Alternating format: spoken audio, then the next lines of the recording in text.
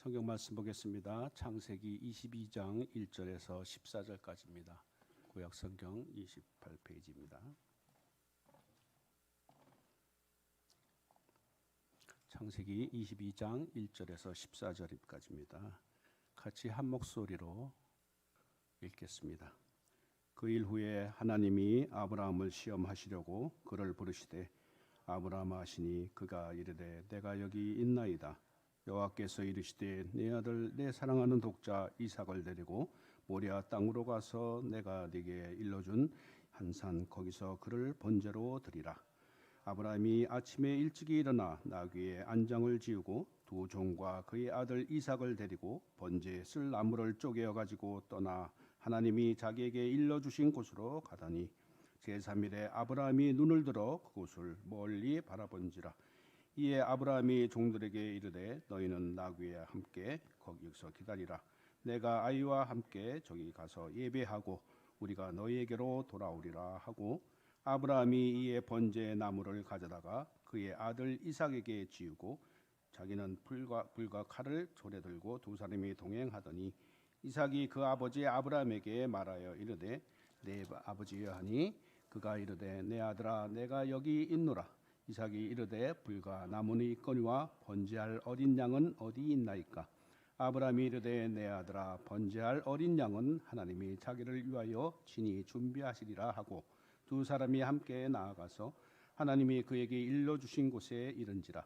이에 아브라함이 그곳에 제단을 쌓고 나무를 버려놓고 그의 아들 이삭을 결박하여 제단 나무 위에 놓고 손을 내밀어 칼을 잡고 그 아들을 잡으려 하니 여호와의 사자가 하늘에서부터 그를 불러 이르시되 아브라함아 아브라함아 하시는지라. 아브라함이 이르되 내가 여기 있나이다 하매 사자가 이르시되 그 아들에게 내 손을 대지 말라. 그에게 아무 일도 하지 말라. 내가 네 아들 네 독자까지도 내게 아끼지 아니하였니. 내가 이제야 네가 하나님을 경외하는 줄을 아노라. 아브라함이 눈을 들어 살펴본즉 한 순양이 뒤에 있는데 뿔이 수풀에 걸려 있는지라. 아브라함이 가서 그 순양을 가져다가 아들을 대신하여 번제로 드렸더라. 아브라함이 그 땅 이름을 여호와 이레라 하였으므로 오늘날까지 사람들이 이르기를 여호와의 산에서 준비되리라 하니라. 아멘. 하나님을 만족시켜 드립시다 라는 제목으로 안혜주 목사님 말씀 전할 때 큰 은혜 받으시기 바랍니다.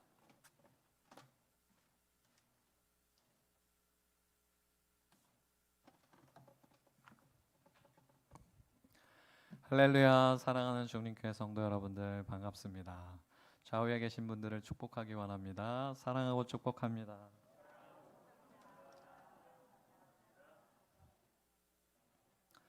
두 번째로 좋은 일이 있습니다. 좋은 일이 있습니다. 마지막으로 기도합시다.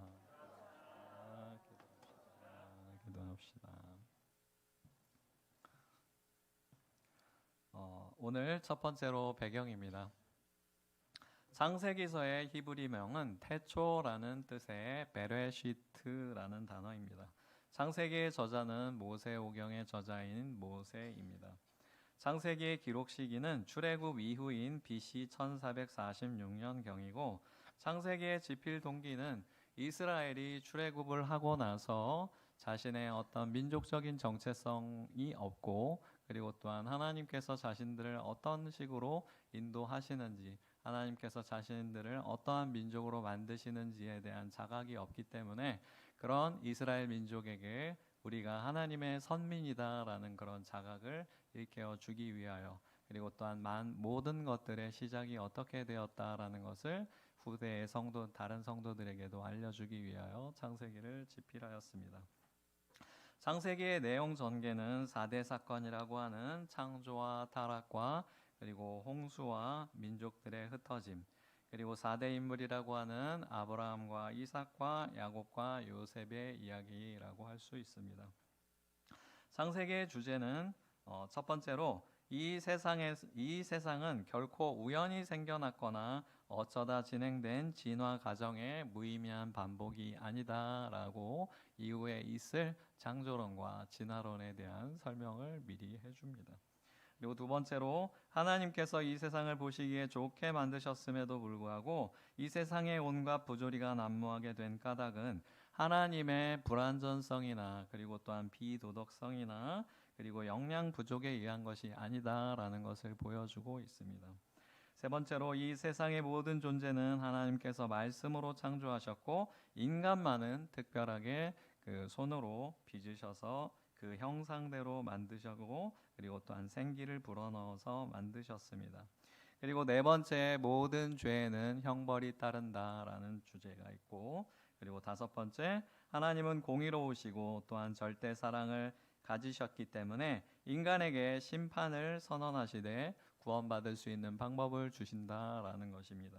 그리고 여섯 번째로 우리 모든 존재는 선교에 관련이 있다. 땅끝까지 이르라라는 그런 말씀들에 의해서 그리고 일곱 번째로 천지를 창조하신 하나님께서는 또한 모든 역사의 주관자이시다라는 것 그리고 여덟 번째로 아브라함을 비롯한 구약 족장들의 생애에서 보여지는 것과 같이 사랑이 풍성하신 하나님은 우리가 계속적인 잘못을 하는데도 불구하고 우리를 계속적으로 용서하신다라는 것이 창세기의 8가지 주제입니다. 창세기에 나타난 예수님은 첫 번째로 여자의 후손으로 오실 것과 셈의 자손으로 오실 것과 그리고 아브라함의 후손으로 오실 것 야곱의 후손으로 오실 것 그리고 유다의 후손으로 오실 것이 예언되었습니다.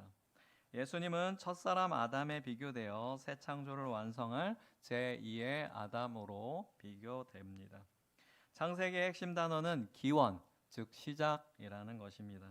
창세기에는 이 세상에 존재하는 모든 것들에 대한 기원, 즉 시작을 알려줍니다.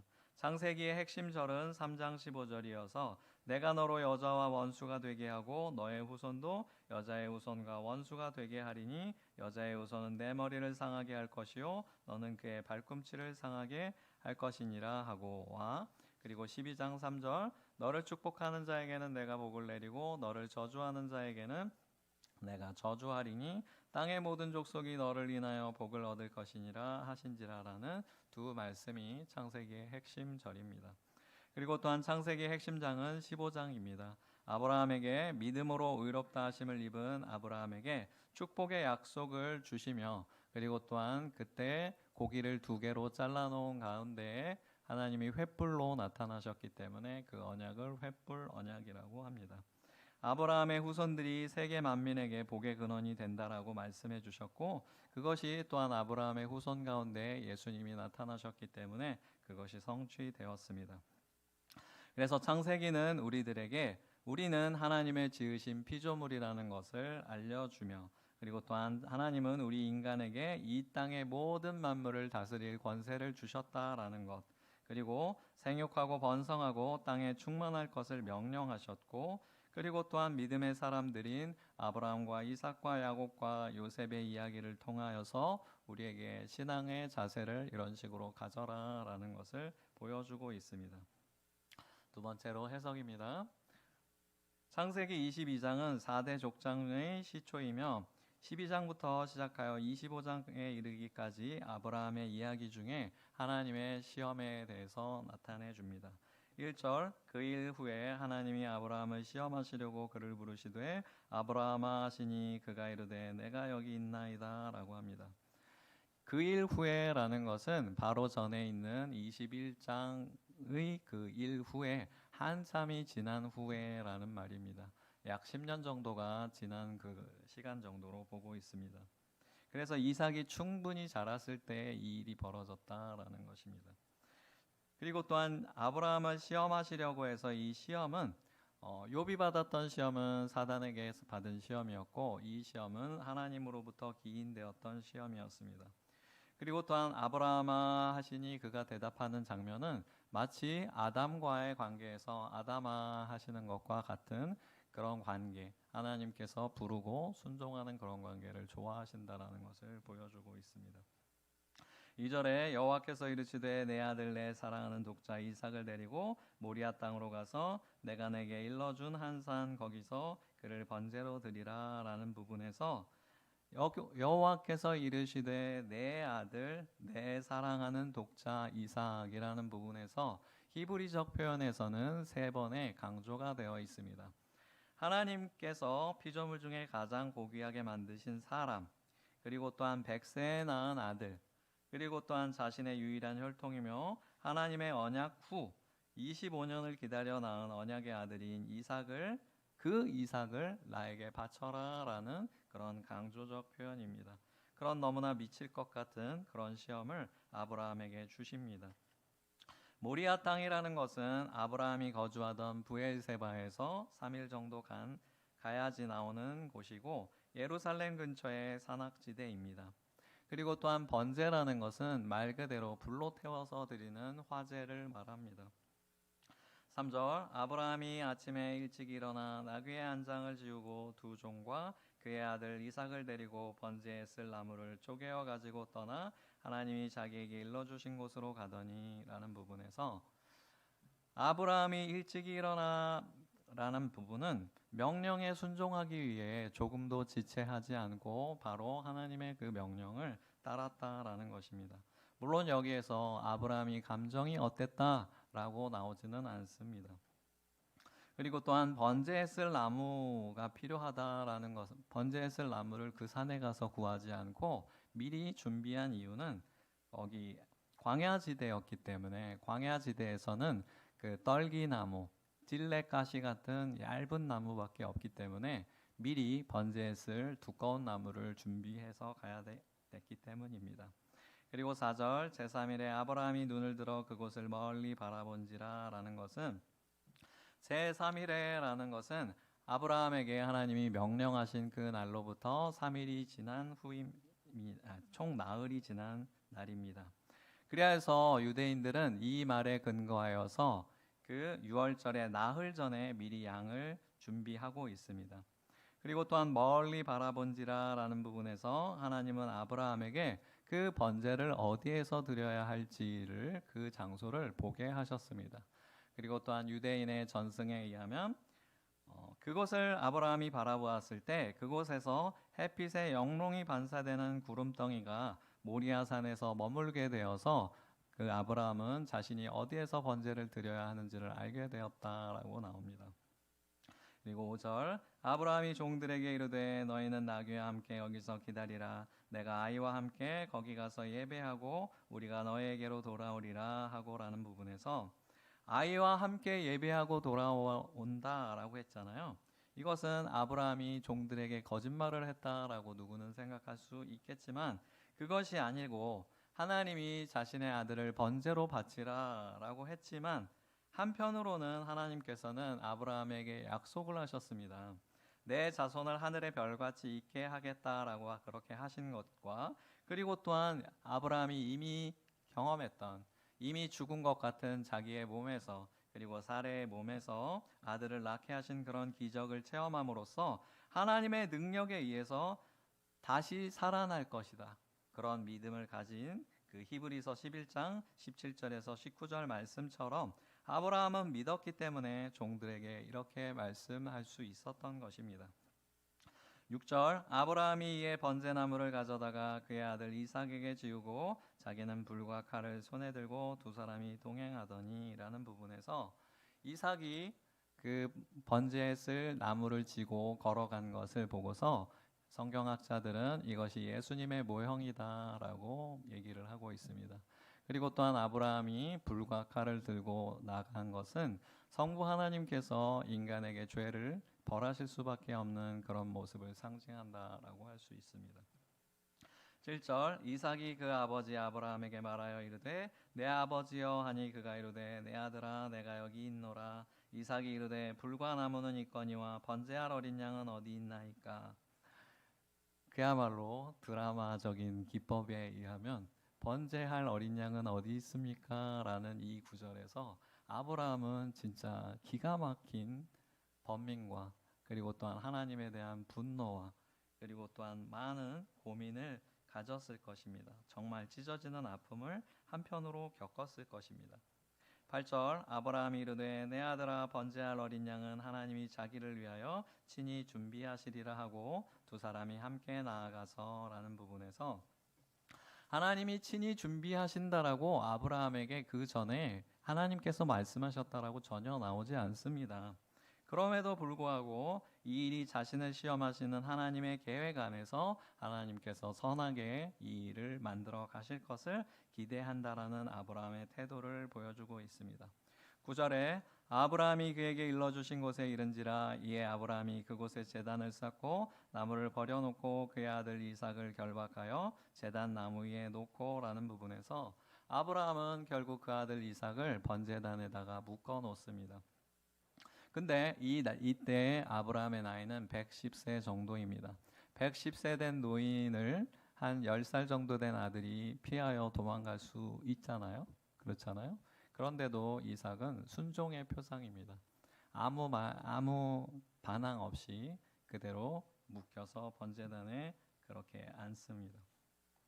10절 손을 내밀어 칼을 잡고 그 아들을 잡으려 하니라는 부분에서 하나님이 그때까지도 어떠한 알려주심도 없고 그대로 번제를 진행하는 것을 원하시는 것 같으니까 이 칼을 내려칠 때 아브라함의 마음은 어땠을까요? 정말 하나님 이래야 합니까? 라는 엄청난 고민과 함께 그 칼을 내려쳤을 것입니다. 11절 여호와의 사자가 하늘에서부터 그를 불러 이르시되 아브라함아 아브라함아 하시는지라 아브라함이 이르되 내가 여기 있나이다 하매 라는 부분에서 여호와의 사자라는 것은 이전 장 21장에서 나오신 성육신 하신 예수님을 말합니다. 예수님은 하나님의 사람 그리고 여호와의 사자 이런 식으로 성경 가운데 많이 표현이 되며 그리고 또한 구약의 많은 인물들에게 나타나셨습니다. 그리고 여호와의 사자가 말을 하는데 그것이 예수님이라는 것을 알 수 있는 이유는 12절에 보면 알 수 있습니다. 사자가 이르시되 그 아이에게 내 손을 대지 말라 그에게 아무 일도 하지 말라 내가 내 아들 독사까지도 내게 아끼지 아니하였으니 내가 이제야 내가 하나님을 경외하는 줄 아노라 라는 부분에서 이방인에게 만약에 이런 것을 요구하셨다라고 생각을 해봅시다. 아니면 현대 기독교인들 우리들에게 만약에 네가 사랑하는 아들을 저에게 만약에 아들이 있는데 아들을 번제로 드리라 했으면 저는 순종을 못했겠죠. 여러분도 만약에 그랬을 것입니다. 그런데 그런 미친 것 같은 그런 순종을 요구하신 하나님께서 아브라함의 믿음과 순종을 확인하시고 인정하셨으므로 이제 드디어 아브라함의 모든 시험은 끝났습니다. 내 독자까지도 내게 아끼지 아니하였다라는 이 말에서 여호와의 사자가 하나님이다, 내가 하나님이다라는 것을 알 수 있습니다. 그분이 성자 하나님이심을 증명해 주는 말입니다. 그리고 또한 다시 하나님을 경외하는 줄이라고 자신을 경외하는 줄이라고 안 하고 하나님을 경외하는 줄이라고 말하는 그 부분에서 삼위일체로서 개별적으로 각각 위격으로 존재하시는 하나님이심을 또한 우리는 알 수 있습니다. 13절에 아브라함이 눈을 들어 살펴본즉 한 수량이 뒤에 있는데 뿔이 수풀에 걸려 있는지라 아브라함이 가서 그 수량을 가져다가 아들을 대신하여 번제로 드렸더라. 수량이 준비된 이 부분을 통하여서 현대 기독교인들은 정말로 큰 은혜를 받을 것입니다. 야, 진짜 하나님이 진짜 이런 시험은 준비하셨지만 수량도 이미 준비해 놓으셨네 라고 우리는 그렇게 큰 은혜를 받을 것입니다. 하나님은 그런 극단의 순종을 요구하셨지만 한편으로는 그 수량을 아브라함과 이삭 모르게 준비해 놓으셨던 것입니다. 14절에 아브라함이 그 땅 이름을 여호와 이레라 하였으므로 오늘날까지 사람이 이르기를 여호와의 산에서 준비되리라 하더라 라는 부분에서 여호와 이레라는 것은 하나님께서 돌보신다라는 뜻으로 하나님께서 성도들의 쓸 것을 미리 아시고 때에 따라 공급해 주시는 분이심을 찬양하며 부르는 말입니다. 여호와의 산에서 준비되리라 라는 말은 온전한 헌신을 하였을 때 그제서야 하나님이 준비하신 수당을 보게 되는 축복을 얻게 될 것이다. 그리고 너희들도 그것을 얻게 될 것이다라는 것을 이스라엘 민족 가운데서 속담과 같이 불려지게 되었다라는 것입니다. 세 번째로 적용입니다. 사랑하는 성도 여러분들, 오늘은 맥주 감사 주일입니다. 우리는 오늘 하나님께 많은 감사 헌금들을 드리실 것입니다. 요새는 우리 민족이 이제 더 이상 농사하는 민족이 아니어서 맥주라는 의미가 좀 우리에게 와닿지 않고 있습니다. 점점. 그런데 우리가 한 해를 감사하는 것에 있어서 의미가 있습니다. 예전에는 농사하는 시대여서 자기가 기르던 것, 재배하던 곡식 이런 것들을 맥주 감사주일에 드리고 함께 나누었습니다. 그런데 요새는 농사하시는 분들이 없기 때문에 여러분들은 하나님께 무엇을 가지고 나오시고 하나님께 무엇을 드리고 있습니까? 하나님은 우리에게 무엇을 요구하실까요? 하나님은 우리에게 무엇을 요구하실까라는 것을 저는 생각해 봤습니다. 여러분들은 오늘 어떤 것을 하나님께 드리십니까? 또한 하나님이 받으시기에 너무나 좋은 선물은 어떤 것일까요? 오늘 우리가 헌금을 드리는데 우리는 2년 전에 맥주 감사 헌금을 드리던 것에 비해서 헌금을 적게 드리는 성도들이 아마도 더 많으실 것입니다. 우리의 삶이 이전보다 많이 힘들어졌습니다. 2년 전에는 그래도 우리가 비교적 풍요로웠습니다. 지금에 비해서는 대부분의 성도들이 그럴 것입니다. 그리하여서 여러분들이 2년 전에 비해서 적은 헌금을 가져왔다라고 하더라도 여러분들 기 하나도 죽을 것이 없습니다. 낭망하실 것이 하나도 없습니다. 왜냐하면 하나님께서는 그 물질만을 바라보시는 분이 아니시기 때문입니다. 물론 하나님의 이 땅에 있는 나라, 하나님의 나라인 교회에는 많은 헌금이 필요합니다.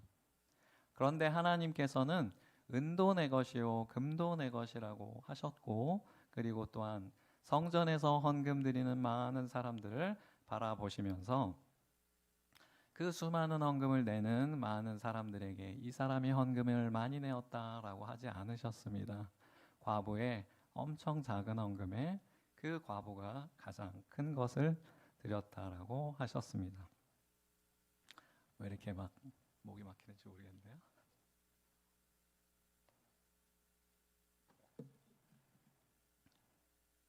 얼마 전에 제가 엄청 이뻐하는 우리 유초등부 애들 중에 한 애가 생일이었습니다.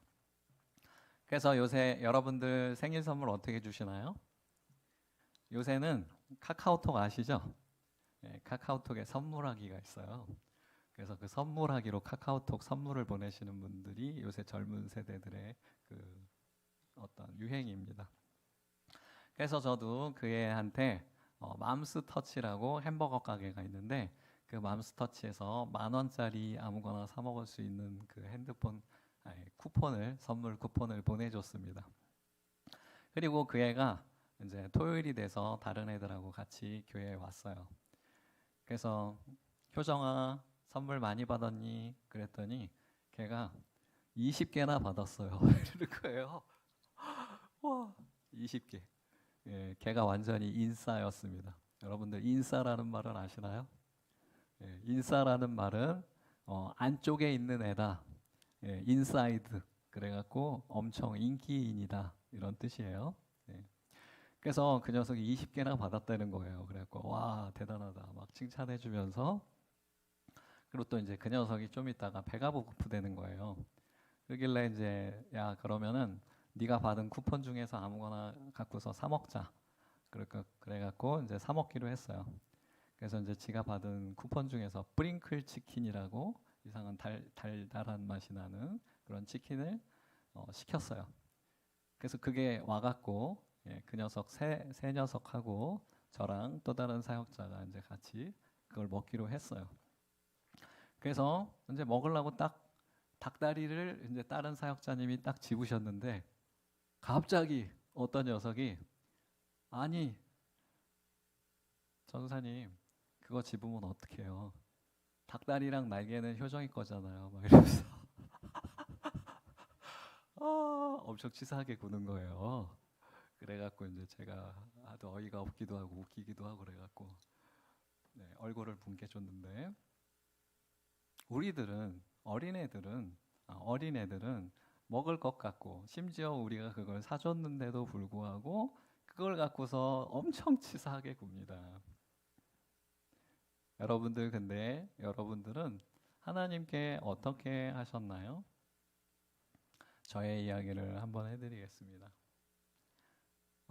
저도 하나님께 생각해 보니까 엄청 큰 선물을 받았어요. 여러분들 기도에 응답받는 비법이라고 할게요. 비법을 하나 전수해 드리겠습니다. 제가 고등학교 때 고1이 됐었어요. 고1이 됐는데 야간 자율학습을 하잖아요. 야간 자율학습을 하니까 야간 자율학습 끝나고 나서 매일 교회에 와서 기도를 했어요. 저녁 기도인 셈이죠. 그래서 매일 와서 무슨 기도를 했겠어요? 학생이니까 공부 잘하게 해주세요. 그냥 잘하게 해주라고 하면 하나님이 안 들어주실 것 같으니까 하나님 나라를 위해서 제가 공부를 잘하게 해주세요 라고 이렇게 기도를 했습니다.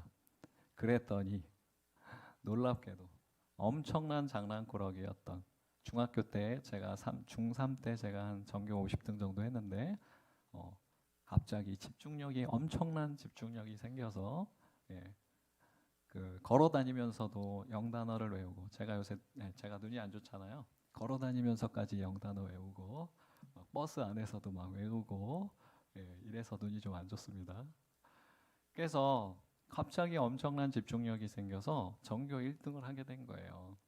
여러분 이것이 저녁 기도의 힘입니다. 저녁 기도에 열심히 합시다. 물론 새벽 기도가 응답이 없다는 것은 아닙니다. 그래서 여러분 제가 저녁 기도를 통해서 전교 1등을 하는 그런 엄청난 선물을 받았어요. 하나님께.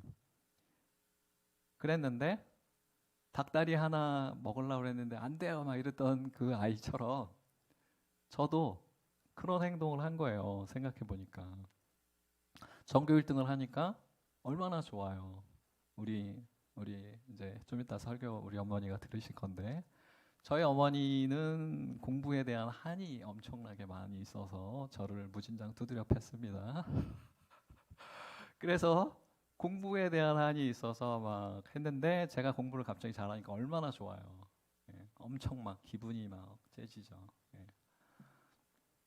그러니까 저도 하나님한테 그 선물을 받은 건데 이제 하나님이 원하시는 거 하나님의 나라를 위해서 공부를 잘하게 해주세요라고 해갖고 그 선물을 받았는데 공부를 막상 잘하게 되니까 그 잘한 것 같고 이제 하나님하고 관계없고 나는 서울대를 가서 어떻게 돼야지 외교관이라는 꿈을 이제 그 친척 형이 이렇게 자꾸 막 뿜게 해갖고 외교관이 될 거야. 서울대 가서 외무고시를 봐서 그렇게 됐으면 여러분들이 저를 못 봤겠죠. 그렇게 서울대에 가기 위해서 거부하는 거예요. 하나님이 내가 필요하다라고 할 때는. 그래서 저희 같은 경우에 고등부가 고1 가을쯤에 이제 선거를 했어요. 고1 가을쯤에 선거를 하는데 이 주변을 둘러보니까 회장이 될 사람이 나밖에 없는 거예요. 되게 많았어요. 저희 그 당시에는 이제 그 교회 부흥기였잖아요. 그래갖고 애들이 거의 한 20명 정도 됐는데 그 20명 중에서 한 18명이 놀이터파라는 그 약간 폭력 친목 조직의 교회 뒤 놀이터에서 보이는 그런 애들이었었기 때문에 학교도 안 다니고 막 이런 애들이 막 수태여갖고 학교 잘 다니지 장로님 아들이지 저밖에 될 사람이 없던 거예요. 그래서 이거는 내가 교회를 계속 다니면 내가 진짜 어떻게 할 수 있는 방법이 없이 그냥 무조건 회장 돼야 된다. 회장 되면은 공부가 안 될 테니까 도망가야지. 그러고서 이제 고1 가을에 다른 교회를 출석하기 시작했습니다. 하나님의 선물, 하나님의 나라를 위하여서 공부를 잘하게 해주세요라고 해갖고 그 선물 받아놓고서 그 선물 받고서 바로 먹튀한 거예요. 다른 교회를 갔어요. 물론 한 주 만에 바로 진압을 당했습니다. 하나님께서 이상하게도 우리 식구들 모두에게 엄청나게 무서운 꿈을 보내주신 거예요.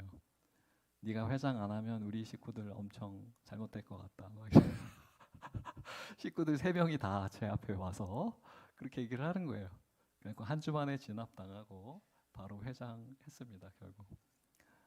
그런 것과 같이 여러분들 그 애들이 우리에게 매우 치사하게 굴었던 것처럼 우리는 하나님께 좋은 것, 엄청난 것을 받아놓고 막상 하나님이 얘야 그것을 내놔라, 내가 필요하다 라고 하시면 우리는 그것을 거부할 때가 너무나 많습니다. 여러분, 그래서 하나님께서는 내가 받은 것, 하나님께서는 우리에게 원하시는 것은 닭다리 같은 어떤 그런 물질적인 그런 것들이 아니라 하나님을 사랑하고 하나님께 순종하는 그런 정신적인 것일 것입니다. 하나님은 때로는 여러분들에게 100세에 낳은 자식, 그 기적의 아이, 그리고 자신의 모든 것을 물려줄 자식, 그리고 하갈의 아들인 이스마엘을 쫓아내기까지 그 아꼈던 그 이삭을 하나님께서 미쳐버릴 것 같은 그런 커다란 요구를 하셨습니다. 만약에 여러분의 인생 가운데 여러분들이 이런 일들을 이미 겪고 계신 분들도 있고 그런 엄청난 것을 하나님께 뺏긴 분들도 있고 그리고 또한 엄청난 것을 하나님께서 요구하신다라면 여러분들은 어떻게 하시겠습니까? 하나님이 너의 인생을 쓰겠다, 너의 인생을 내게 바쳐라, 너의 좋았던 순간이 이제 걷어갈 거야 라고 하신다면 여러분들은 어떤 선택을 하시겠습니까? 코로나로 인하여 우리가 힘듭니다. 우리의 인생이 망가졌습니다. 위태롭습니다. 개인적으로 또한 어려운 지경에 처하신 분들이 있습니다. 그러할 때 우리가 겪는 그런 고통과 그 시련은 아브라함의 이 시련과 비견될 것입니다. 그러할 때라도 우리는 하나님께서 우리의 인생을 망가뜨리고 그리고 고의적으로 나를 물먹이신다, 나를 망가뜨리신다 라고 생각해서 하나님에게 불순종하고 저처럼 먹튀하고 막 이러지 마시고 선하신 하나님을 신뢰하며 본문의 아브라함과 같이 자신의 가장 소중한 것도 드릴 수 있는 그런 순종을 하나님께 드리시기를 주님의 이름으로 축원합니다. 때로는 그것이 나의 가족일 수도 있습니다. 나의 재물일 수도 있습니다. 나의 명예일 수도 있습니다. 나의 권한, 나의 시간일 수도 있습니다. 그것이 내게서 없어지는 것이 정말 하나님에 대한 불순종을 고민하게 만들 때도 있을 것입니다. 하지만 그러더라도 신실하신 하나님, 우리를 사랑하시는 하나님, 마침내 우리에게 복 주시는 하나님을 신뢰하며 기대하며 순종하는 여러분들이 되시기를 주님의 이름으로 축원합니다. 우리 말씀을 3가지를 같이 함께 읽으시겠습니다. 시작. 내 조상들도 알지 못하던 만나를 광야에서 내게 먹이셨나니 이는 다 너를 낮추시며 너를 시험하사 마침내 내게 복을 주려 하심이었느니라. 너희가 자기를 위하여 고린을 심고 이내를 거두라. 너희 묵은 땅을 기경하라. 지금이 곧 여호와를 찾을 때니 마침내 여호와께서 오사 공의를 비처럼 너희에게 내리시리라. 가라사대 내가 반드시 너를 복주고 복주며 너를 번성케 하고 번성케 하리라 하셨더니 아멘. 기도하겠습니다. 하나님, 우리에게 하나님을 만족시켜 드립시다 라는 제목으로 말씀을 전하게 해주시니 너무나 감사합니다. 하나님께서는 때로 우리에게 이해할 수 없을 것 같은 어려운 순간들을 우리에게 주십니다. 그리고 또한 우리에게 그런 어려운 시간을 통해서라도 우리의 순종과 또한 우리의 하나님에 대한 사랑을 시험하실 때가 있습니다. 하지만 하나님, 우리의 연약함을 도와주시기 원합니다. 우리의 믿음 없음을 도와주시고 그런 어려운 순간 가운데서도 하나님이 신실하신 것을 끝까지 의지하며 우리가 나아갈 수 있게 하여 주시옵소서. 그리하여서 우리가 마침내 그 모든 시련과 역경을 이겨내어 하나님으로부터 인정받고 축복받는 삶이 되게 하여 주실 것을 믿사오며 모든 말씀 우리 주 예수 그리스도 이름으로 기도드립니다. 아멘.